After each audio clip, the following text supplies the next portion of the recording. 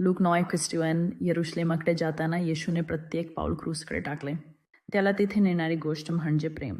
त्याला कोणीही थांबवू शकत नव्हते. न नकार, न द्वेष, न वेदना. इतकं खोल प्रेम तुलाही बोलावतं आहे. जेव्हा तुझं बलिदान कुणाला दिसत नाही असं वाटतं तेव्हा हार मानू नकोस.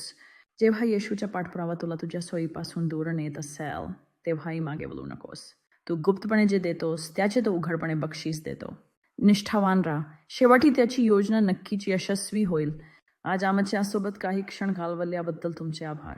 जर हे संदेश तुमच्या हृदयाला स्पर्शून गेले असेल तर आम्ही तुम्हाला आमच्या सोबत livingthebibletogethar.com या वेबसाईटवर आणखी खोल जाऊन शोध घेण्याचे आमंत्रण देतो, जिथे भक्ती, चिंतन आणि समुदायाद्वारे श्रद्धा जिवंत होते. आमच्या सर्व सोशल मीडिया प्लॅटफॉर्म्सवर living the Bible together follow आणि सबस्क्राईब करायला विसरू नका. चला एकत्र येऊन विश्वासात वाढत राहूया.